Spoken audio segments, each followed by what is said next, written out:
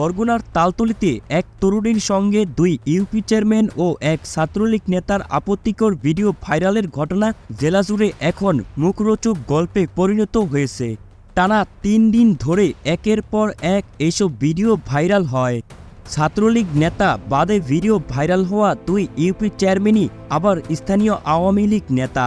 তবে ভিডিওটি ভাইরাল হওয়ার ঘটনায় জেলা আওয়ামী লীগের পক্ষ থেকে এখনও কারো বিরুদ্ধে কোনো পদক্ষেপ গ্রহণ করা হয়নি। ভাইরাল হওয়া ৩টি ভিডিওতে আমতলী উপজেলা দক্ষিণ আমতলী এলাকার বাহাদুর আকনের মেয়ে ইসরাত জাহান লামিয়ার সঙ্গে তালতলীর নিশানবাড়িয়া ইউনিয়নের চেয়ারম্যান ও নিশানবাড়িয়া ইউনিয়ন আওয়ামী লীগের সহসভাপতি ডক্টর কামরুজ্জামান বাচ্চু, পচাকরুলিয়া ইউনিয়ন পরিষদের চেয়ারম্যান ও তালতলী উপজেলা আওয়ামী লীগের সাংগঠনিক সম্পাদক আব্দুর রাজ্জাক হাওলাদার এবং তালতলী উপজেলা ছাত্রলীগের সদ্য সাবেক সাধারণ সম্পাদক মিনহাজুল আবেদিন মিঠুকে দেখা গেছে।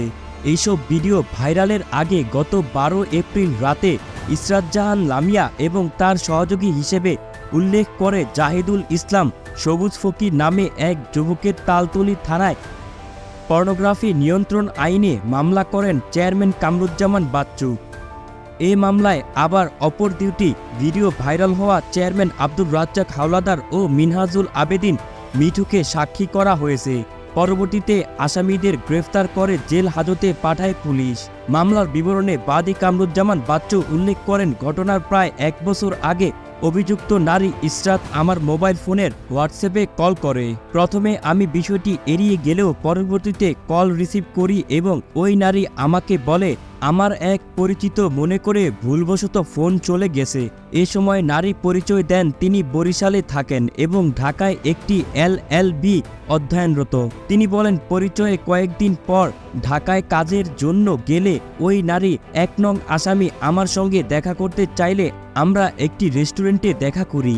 এরপর থেকে সে আমার হোয়াটসঅ্যাপে কল করত এবং খুশলাদি বিনিময় করত, যার ফলে আমাদের মধ্যে সুসম্পর্ক গড়ে ওঠে। এর অনেক দিন পর অফিসিয়াল কাজ শেষে ঢাকা থেকে ফেরার পথে লঞ্চে আমার কেবিনের পাশে সেও কেবিন ভাড়া নেয়। পথিমধ্যে রাতে এক সময় সে আমার কেবিনে প্রবেশ করে বলে রাতের খাবার খাই নাই। সরল বিশ্বাসে আমি খাবার অর্ডার এবং দুজনে একসঙ্গে বসে রাতের খাবার খাই। খাওয়া শেষে আমি তাকে কেবিনে যেতে বললে সে সুকৌশলে আমার কেবিনে শুয়ে পড়ে। এক পর্যায়ে আমাকে জড়িয়ে ধরে তার মোবাইলের মাধ্যমে গোপন ভিডিও ধারণ করে। এজাহারে আরও উল্লেখ করা হয়, লামিয়ার ধারণ করা গোপন সেই ভিডিও গত বছরের ২৮ আগস্ট সন্ধ্যা ৭:৩০টার সময় তালতলী উপজেলা আওয়ামী লীগের সাধারণ সম্পাদক তৌফিকুর রহমান তনুর হোয়াটসঅ্যাপে থেকে আমার মোবাইলে পাঠানো হয়। লামিয়া নিজেই সুকৌশলে ওই ভিডিও পাঠায়। একই সময়ে সে পচাকরুলিয়া চেয়ারম্যান আব্দুর রাজ্জাক হাওলাদার ও উপজেলা ছাত্রলীগের সেক্রেটারি মিনহাজুল আবেদিন মিঠুর 2টি ভিডিও আমাকে পাঠানো হয়। পরে সে হোয়াটসঅ্যাপে কল দিয়ে আমাকে বলে আমার বড় ভাই মনিরুজ্জামান মিন্টুর পক্ষে উপজেলা নির্বাচন না করলে তোমাদের ভিডিও ইন্টারনেটে ছেড়ে দেব। এ সময় লামিয়া আমার কাছে মোটা অঙ্কের টাকাও দাবি করে।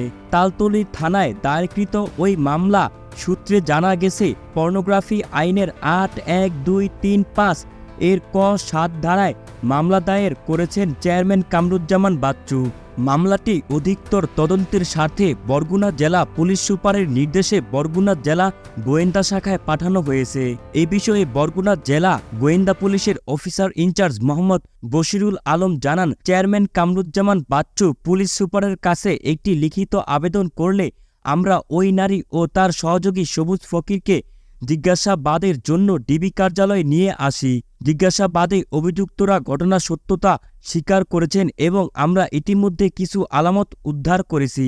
জেলার আমতলী ও তালতলীতে অনুসন্ধান জানা গেছে ইসরাত জাহান লামিয়া একজন পেশাদার ব্ল্যাকমেইলার। জনপ্রতিনিধি, সমাজের গণ্যমান্য ও ধনী ব্যক্তিদের টার্গেট করতে তিনি। এরপর কৌশলে তাদেরকে প্রেমের ফাঁদে ফেলে গোপন ভিডিও ধারণের মাধ্যমে অর্থ আত্মসাৎই তার নেশা ও পেশা। নাম পরিচয় গোপন রাখার স্বার্থে ভুক্তভোগী এক ব্যক্তির স্ত্রী অভিযোগ করে কালবেলাকে বলেন আমার স্বামীর সাথেও ফেসবুকে লামিয়ার পরিচয় হয়েছিল। শুরুতে লামিয়া নিজেকে অসহায় হিসেবে উপস্থাপন করে এবং কৌশলে আমার স্বামীর সাথে প্রেমের সম্পর্ক গড়ে তোলে। পরবর্তীতে বিভিন্ন ছবি ও স্ক্রিনশট নিয়ে আমার স্বামীকে একের পর এক ব্ল্যাকমেইল করতে থাকে এবং টাকা দাবি করে।